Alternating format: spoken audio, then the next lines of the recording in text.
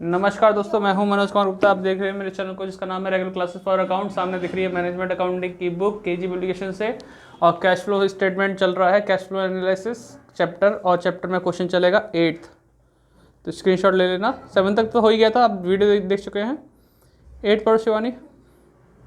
Garga Traders Limited submitted the following balance sheet and other information to you. As chartered accountant, show the cash flow statement as per the revised AS3. Working note shall be part of the solution. तो आपको पता है balance sheet हमें given है 14-15 की दे रखी ना, तो ध्यान देंगे। इससे पहले ये पढ़ लेते हैं ज़रा, ये वाला एडिशनल इन्फॉर्मेशन पढ़ो। An old machine has been sold for 6,000. The written down value of the machine was 4,500. यानी कहा जा रहा है कि 6,000 की मशीन सोल्ड की, जिसकी रिटर्न डाउन वैल्यू यानी बैलेंसिंग फिगर कितनी थी? 4.5। 4.5 वाली 6 में बेच दी, तो मतलब कितना फ़ायदा हुआ? 1500 का। ठीक है, आगे क्या लिखा है? Dividend rupees 6,000 has been paid during the year. ठीक है, 1,000 depreciation has been charged. 3,000 का डेप्रिसिएशन चार्ज किया, डिविडेंड दिया। ठीक है, अब थोड़ा यहाँ पे आते हैं कि हमारे पास बैलेंस शीट में शेयर कैपिटल लिखा है ना, बढ़ रहा है घट रहा है? But ये शेयर कैपिटल कहाँ पे आने वाला आइटम है? कौन सी एक्टिविटी में आ सकता है ये? फाइनेंसिंग में। बढ़ रहा है तो ऐड कर देंगे। फिर अगला कौन सा आइटम है? Reserve surplus, profit loss account. बढ़ रहा है घट रहा है? प्रॉफिट लॉस बढ़ रहा है, यानी प्रॉफिट दिखाएगा, नेट प्रॉफिट है ना। अब करंट लायबिलिटी में लिखा हुआ है creditor outstanding income received in advance, तो करंट लायबिलिटी बढ़ रही होंगी तो ई में ऐड कर देना, और घट रही हो तो एफ में माइनस कर देना, जो ऑपरेटिंग में लिखते हैं ना ई एफ, उस जगह पे। और यहाँ पे है नॉन करंट असेट्स का फोकस आ जा। हाँ ठीक है, फिक्स असेट दे रखा ना, बढ़ रहा है तो यानी कि हम खरीद रहे होंगे, लेकिन हमें पता है कि कुछ हमने बेचा भी है, तो वो हमें अकाउंट बना के चेक करना पड़ेगा। स्टॉक दे रखा है करंट एसेट्स पे, डेटर दे रखा है, प्रीपेड दे रखा है, इनका तो हम ई एफ में यूज़ कर लेंगे, घट रहा है बढ़ रहा है वगैरह। और लेकिन लास्ट में लिखा है डेफर्ड एक्सपेंसेस। हमें लास्ट में ये भी मिल सकता है डेफर्ड एक्सपेंसेस, या मिल सकता है हमें प्रीलिमिनरी एक्सपेंसेस, है ना। एक्सपेंसेस का मतलब क्या है? डेफर्ड एक्सपेंसेस यानी हमने बहुत सारा खर्चा हमने शुरुआत में कर दिया, लेकिन उसे हम यूज़ नहीं कर पाए। जो हमारा बच गया वो हमारा एसेट्स में आ जाता है कि हमें और भी यूज़ करना है।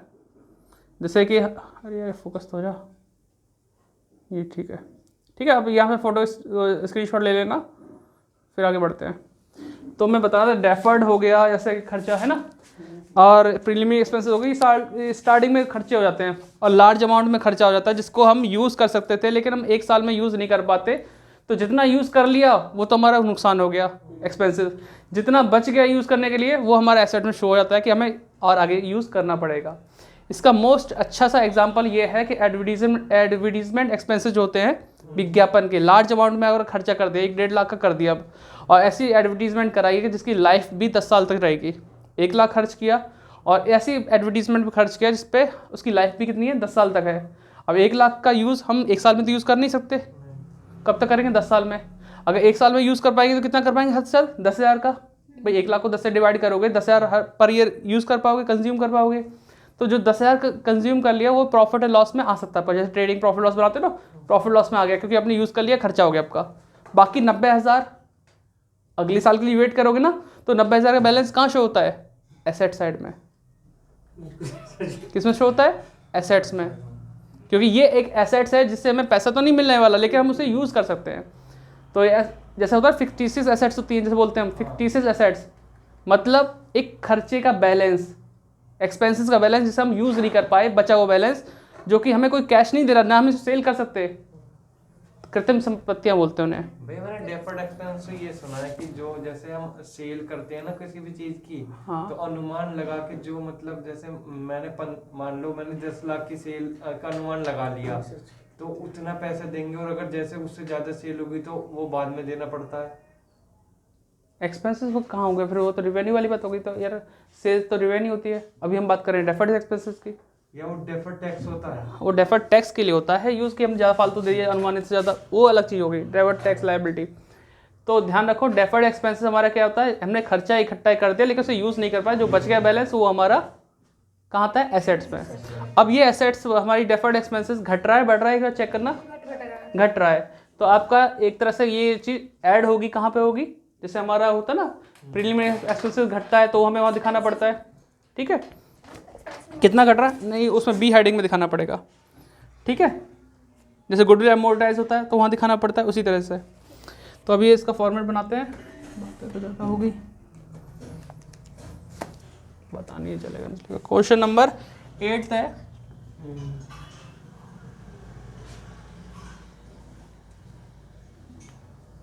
तो कर लेते हैं साथ में।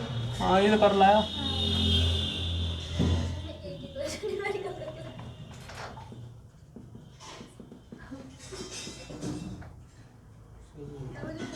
ठीक है, फॉरवर्ड नहीं हो रहा कोई बात नहीं, फिर और कुछ और देखना पड़ेगा। Cash flow from operating activities, ठीक है। इसमें ए हेडिंग आती है नेट, सॉरी क्या था वो, क्या भैया? फर्स्ट हेडिंग क्या लिखते हैं इसमें, net profit before tax and extraordinary item. आपको देखो कोई बड़े क्वेश्चन तो करके आने नहीं, छोटे करना है, लेकिन आपको ये पता होगा कौन सी कहाँ थी, तो ही आप उस चीज़ को समझ सकते हो। बड़े कराने का मकसद मेरा कोई ये नहीं कि बड़े क्वेश्चन करोगे पेपर में आना है, नहीं, आप छोटी चीज़ समझ सको उसमें कौन सी चीज़ कहाँ आती है। अब हम MCQ करेंगे तो उसमें बड़ा क्वेश्चन थोड़ी कराएगा हमसे प्लेसिंग पूछेगा, ये चीज़ कहाँ आती है और उसे जोड़ने से हमारा क्या आंसर निकलता है। ABCD कराने का मकसद यही है कि A में नेट प्रॉफिट हमने निकाल के लिख देंगे, B में आता है हमारा हाँ ऐड, यानी कि non cash item, non operating charges वाले आइटम होते हैं वो लिखते हैं हम, ठीक है।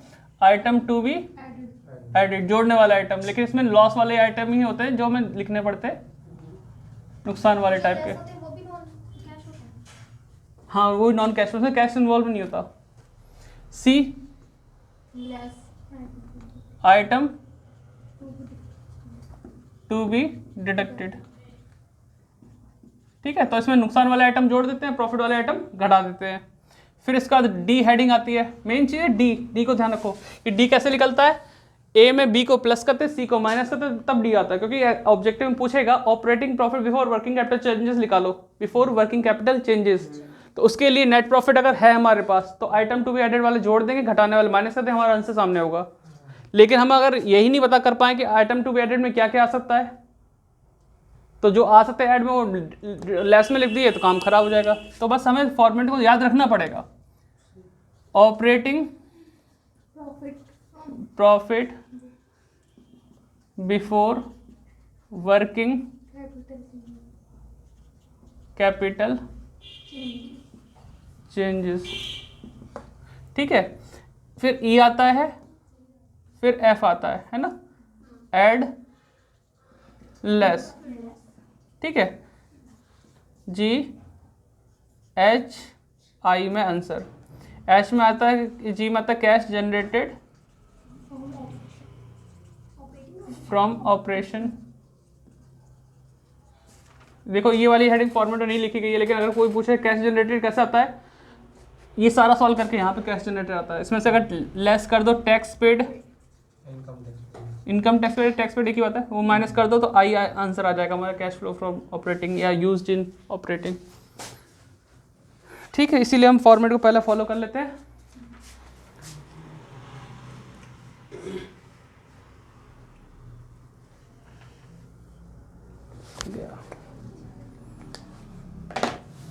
नीला वाला निकालना पड़ेगा,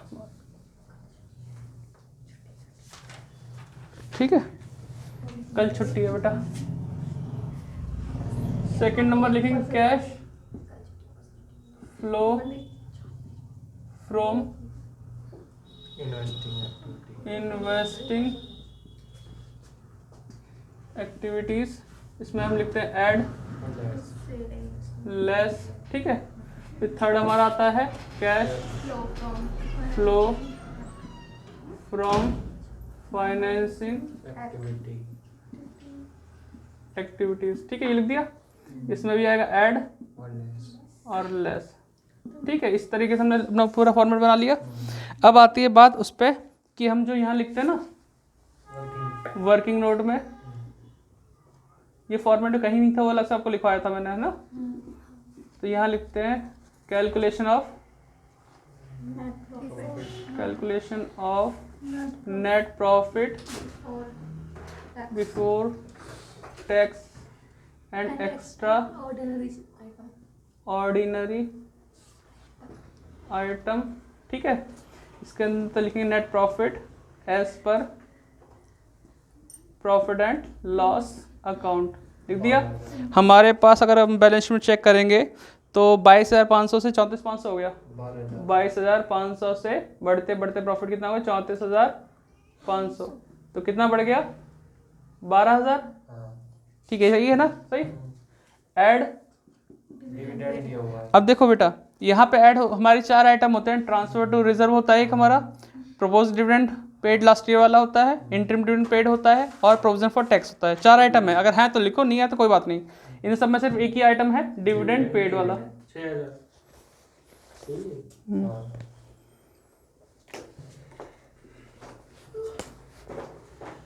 डिविडेंड पेड कितना था, 6,000 6,000। और माइनस होता है इसमें इनकम टैक्स रिफंड वाला, ठीक है, वो भी नहीं है हमारे पास। तो जोड़ कितना हो गया, 18,000। तो हमारा ये 18,000 वो आइटम है जो वहाँ पे आएगा, net profit before tax and extraordinary item. ठीक है, 18,000 आ गया। फिर आता है आइटम टू बी एडेड में क्या क्या आएगा। तो उससे पहले हम एक काम कर लेते हैं, जो नीचे एडिशनल इन्फॉर्मेशन दे रखा है ना, ओल्ड मशीन सोल्ड की है वगैरह वगैरह, उसका अकाउंट बना के दिखा देते हैं आपको, है ना। मशीनरी वाला बनेगा। देखो हमारे पास एसेट्स में, नॉन करंट एसेट्स में क्या नाम यूज़ हुआ है, फिक्स एसेट्स हुआ है। अब उसमें हम फिक्स एसेट में मशीनरी हो, प्लांट हो वगैरह, कुछ भी हो सकता है ना। फिलहाल तो उसके अंदर मशीन मान के चलेंगे क्योंकि मशीनरी बेच रहे हैं। हम छोटा सा अकाउंट बनाएंगे इसमें, फिक्स एसेट्स, ब्रैकेट में हम लिख सकते हैं मशीनरी अकाउंट। ठीक है, पर्टिकुलर अमाउंट, पर्टिकुलर अमाउंट हो गया। इसका आता है टू बैलेंस बीडी और बाय बैलेंस सीडी। ठीक है, इसमें हम वर्किंग एक अलग से करते हैं। भाई कोई चीज़ हो कि कॉस्ट इतनी थी, इतना उस पर डेब लगा और उसने इतने में हमें बेच दिया, अगर ऐसी लाइन होती तो हम यहाँ पे लिखते साइड में कहीं पे भी कि यहाँ पे लिख देता हूँ, फिर मिटा दूंगा, फिर जब समझ लेना, पहले देख लो। हम लिखते हैं वैल्यू ऑफ मशीन, जब हमें बुक वैल्यू दी होती है तो यहाँ लिखते लेस करते हैं डेब, भाई अब तक कितना डेब लगाया, माइनस करके जो वैल्यू आती है माइनस करते सेल, और फिर हमें पता चलता है लॉस हुआ है प्रॉफिट हुआ। अगर ज़्यादा में बेचा है तो प्रॉफिट और कम में बेचा तो लॉस। लेकिन हमारे इस पोर्शन में पूरा डिटेल नहीं दे रखी। क्या दे रखा है इसमें, WDV दे रखी है कि WDV कितनी थी, सेल ये क्या दियो, परचेज तो हम यहाँ डाल देंगे, उसमें फिर इतना ताम झाम नहीं होता। सेल के लिए करना पड़ता है कि हमने कोई चीज़ बेची। अब WDV ऑफ मशीन कितनी दे रखी है, हमें मशीन की WDV यानी डेप माइनस करके जो वैल्यू बचती है वो 4,500 दे रखा है। कितने में सेल किया, 6,000 में। तो फालतू में किया ना, 4 वाली चीज 6 में बेची, यानी 4.5 वाली 6 में बेची, 1,500 का क्या हुआ, प्रॉफिट हुआ। इसको तो मैं लिख रहने दूंगा प्रॉफिट के नाम पे, छोटा सा हो गया, अलग से है, इनसे दूर है। अब इसको शो कैसे करेंगे, इसकी कोई डेप्थ तो बता नहीं रखी, बस WDV बता रखी है, और कितने में बेची, 6 में, और कितना हुआ हमारे पास प्रॉफिट, 1,500। तो हम यहाँ पे लिखेंगे बाय कैश के नाम से सेल कितने में हुआ, 6,000 में, और 1,500 का जो प्रॉफिट, लॉस होता तो इधर दिखाते, लेकिन प्रॉफिट है तो कहाँ दिखाएंगे, इधर, to profit and loss, profit के नाम से कितने का, 15। ठीक है। अब इस पे कोई डेप नहीं दे रखी, लेकिन पूरी मशीन को यूज करने पे जो डेप लगती है वो दे रखी है, अलग से अलग लाइन में दे रखी है 3,000। उसको मैं साथ में ना लिख के थोड़ा साइड यहाँ लिखूंगा, बाय डेप्रिसिएशन 3,000 रुपये लिख दिया, कोई समस्या तो नहीं। अब जोड़ो, अतुल पहले देख लेता किसकी रह रही है, बैलेंस शीट की, बैलेंस शीट की जरा देखना। फिक्स एसेट्स में ओपनिंग में कितना है, 30, इसमें कितनी है, 42,000, यहाँ तक लिख दिया। ओपनिंग क्लोजिंग हो गया, सेल करने वाला मैटर लिख दिया, जो अलग से पूरी डेप लगती है ना इनके बीच के ऊपर, 30,000 वाली चीज 42 कैसे हो गई, जबकि घटनी चाहिए थी, उस पर डेप कितना लगा, 3,000। अब हम इसे जोड़ेंगे, ये साइड ज़्यादा हुई तो बैलेंस इधर बचेगा, ये साइड ज़्यादा हुई तो बैलेंस इधर बचेगा, ठीक है। तो अभी क्या आ रहा है बैठ के टोटल, 5151 नहीं चमक रहा,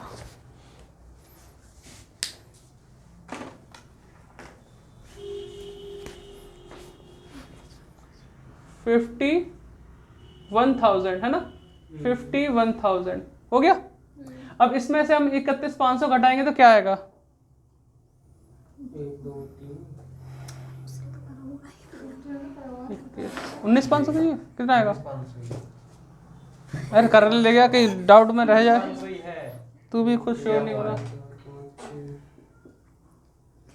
देख लिया तो एक बार चेक कर ले भाई। कैश अकाउंट के नाम से परचेज,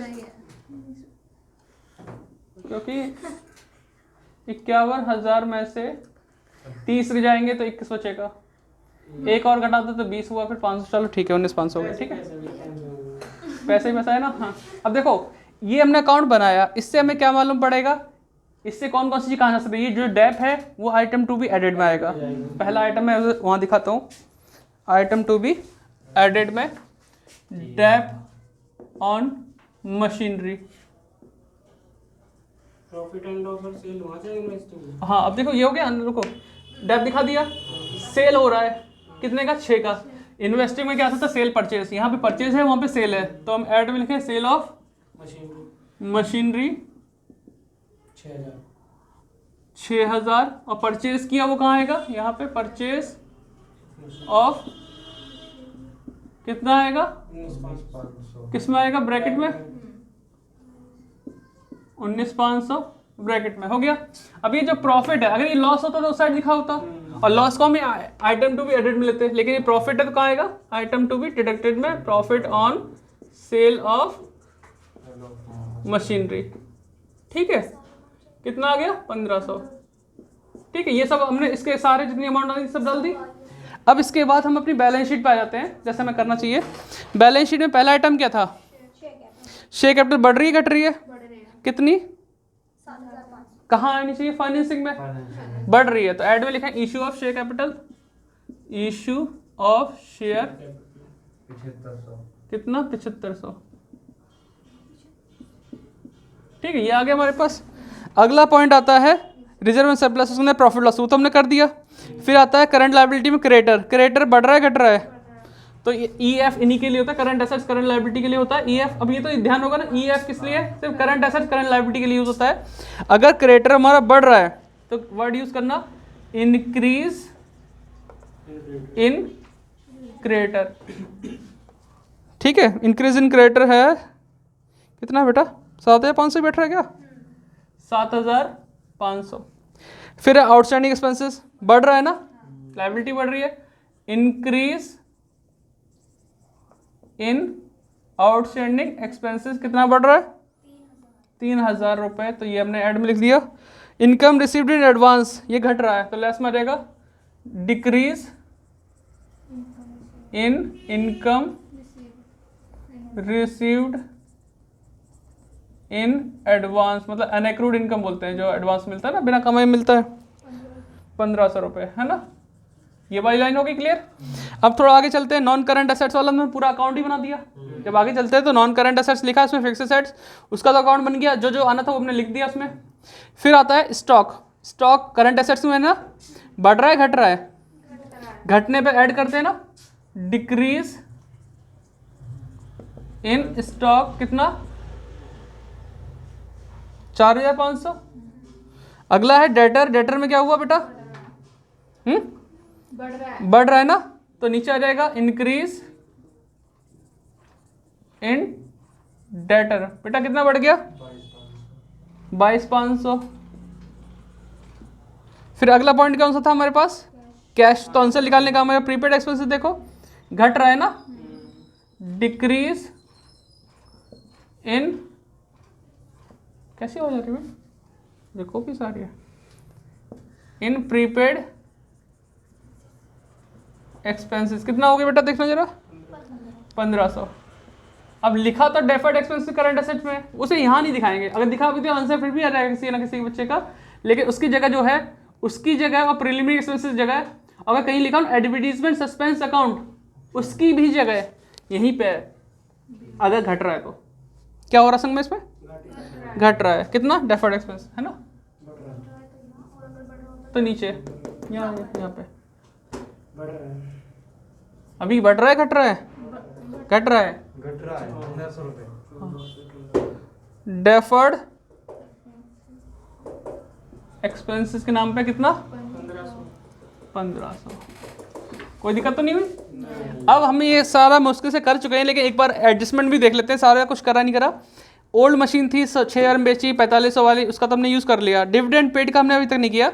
डिविडेंड पेड का हमने सिर्फ यहाँ पे यूज़ किया है। कहाँ पे देखो बेटा? यहाँ पे। लेकिन एक यूज़ इसका यहाँ भी होता है, डिविडेंड पेड फाइनेंसिंग के अंदर लेस में आएगा कितना? 6000। और तो कुछ नहीं रह गया। ठीक है, अब मेरा आंसर निकालने का टाइम आ गया कि अब आंसर ही लिख लेगा और कुछ नहीं। कैसे निकालोगे देख लो एक बार। ऐड में 2 आइटम है, लाइन खींचो, टोटल आएगा 4500, जोड़ देंगे तो कितना आएगा? 22000। ये बीच में लाइन कर देता हूँ वरना फिर डिफ्रेंशिएट नहीं कर पाओगे कौन सा तक ये चीज़ होगी। फिर इसमें लेस में सिर्फ एक ही आइटम है 1500, तो 1500 माइनस करेंगे तो क्या आएगा हमारे पास? 21000 आएगा ना। ये आया line operating profit before working capital changes. थोड़ा सा और नीचे कर देता हूँ जिससे ध्यान रहे कि 21000 किस बात के लिए है। इस तरीके से निकालना है। अब यहाँ पे आइटम टू बी एडेड में, मतलब ये ऐड वाले में काफ़ी सारे आइटम है। 7.5 है, 16,000 जोड़ लिया? 16 ही तो है। मैंने नहीं जोड़ा ना। शिवम बताएगा ना, ये तो भैया करके लाया है। बता बेटा। मेरे हिसाब से तो 18 आया था। इसने मैंने 1500 ले लिया होगा, लेना था एक बार जोड़ लो। हाँ, वो 7 3 10 10 10.5 10.5 15 15 16,500 आएगा बेटा। 500 हाँ। है ना। ये 10.5 हो गया, फिर 4.5 जोड़ा तो ये हो गया हमारा 15 16 16.5। तो 16.5 हम जोड़ेंगे क्योंकि ऐड में लिखा है ना आइटम, तो ये आएगा तुम्हारे पास 21 16.5 37.5। ठीक है, और ये माइनस करने वाला कितना है आइटम? 24,000। 24,000। देखो माइनस था, ये ब्रैकेट नहीं ऊपर बनाया। 1500 भैया हाँ, वो जीरो बड़ी सी हो गई ना लेस इसलिए। लगा 1500। चलो दोबारा से इसे कर दूँ। ठीक है, 24,000 आ गया माइनस का। अब इसे घटाते हैं तो प्लस का ही बचेगा इसमें 13,000। क्या इनकम टैक्स के बारे में कुछ जानकारी दे रखी थी? नहीं, तो नील कर दो उसे। तो हमारा आंसर बनेगा डबल क्लोजिंग करके 13,500। आंसर चेक करो। सही है। सही है भैया। Cash flow from operating activities. ठीक है, ये हो गया। फिर इसके बाद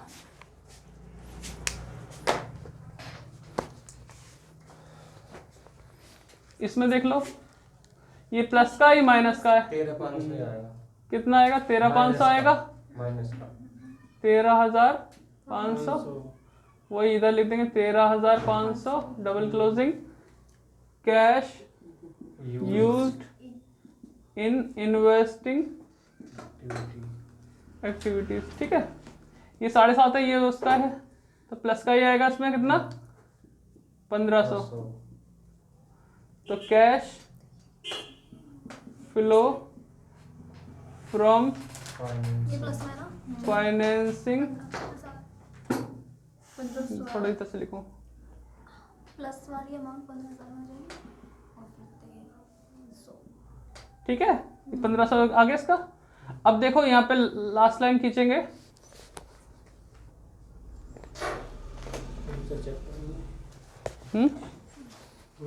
आंसर चेक करेंगे। देखो इसमें 1500 है, इसमें 13,500 है, इसमें 13,500 है। 13,500 13,500 कट गए क्योंकि प्लस माइनस से खत्म हो, कैंसिल, बचा गया 1500। तो नेट इंक्रीज इन कैश कितना है? 1500। क्या हुआ तुल, कैसे घूम रहा भाई? कुछ दिक्कत? ये वाली समझ में आ गई चीज? ये 13,500 प्लस का था, ये माइनस का था, ये अपने आप कैंसिल हो गए 1500 और 1500 बच जाएंगे हमारे। ठीक है, 1500 हो गए हमारे इंक्रीज वाले। ऐड करूं, add opening cash balance. Opening cash कितना है? 3,000। 7500 रुपये। 4,500 बेटा। क्यों? क्यों 75 है? भैया 75 ही तो आएगा लास्ट के था। हाँ यार, तीसरा नंबर, हाँ ठीक है, मैं गलत देख गया। तो तू 3 बता रहा था। हाँ मैं वही तो मैंने दूसरे का देख लिया। हाँ 4000। ठीक है, तो ये आ जाएगा टोटल करके कितना आएगा 9000। ये हो जाएगा closing cash and cash equivalent, closing cash and cash equivalent. ठीक हो गया। भैया डेफर्ड टैक्स ऑपरेटिंग होती है। हाँ डेफर्ड टैक्स सॉरी हाँ, क्या होती है? Non operating. हाँ, उसमें कैश इन्वॉल्व कहाँ होता है? डेफर्ड टैक्स हो गया, प्रीलिमिनरी एक्सपेंसेस हो गया, डेफर्ड टैक्स बोल रहा हूँ, डेफर्ड एक्सपेंसेस हो गया, प्रीलिमिनरी एक्सपेंसेस हो गया, एडवर्टीजमेंट सस्पेंस हो गया। ये नाम कभी भी अगर मिलते हैं तो ये नॉन कैश वाले आइटम ही होते हैं, तो हमें यही लिखना होता है। ठीक है, और मारते नहीं बेटा। हाँ, तो बच्चों अब नोट कर लो। बाय बाय कर दूँ? भैया 1500 जो है अगला कौन सा वाला? प्रॉफिट वाला? प्रॉफिट ऑन सेल्स हाँ। ऑफ मशीन 1500, फिर हाँ। वो उसके आगे आएगा या उसके नीचे आएगा? मतलब उसके बराबर ही लिख दो, मैंने आगे पीछे लिख दिया थोड़ा सा। नहीं उसके नेक्स्ट लाइन में जो है रुपीस वाली में जो 1500 में वो भी इसी यही है। यही उठा के रख दिया मैंने उधर। अच्छा ठीक तो है। ये लग रहा है कि हाँ हो जाएगा। क्या लग रहा है बेटा, हो पाएगा? लेकिन बड़ा थोड़ी करना है, तुम्हें तो एमसीक्यू करना है। जब एमसीक्यू करो तो बहुत इजी लगेगा बेटा, कोई दिक्कत नहीं।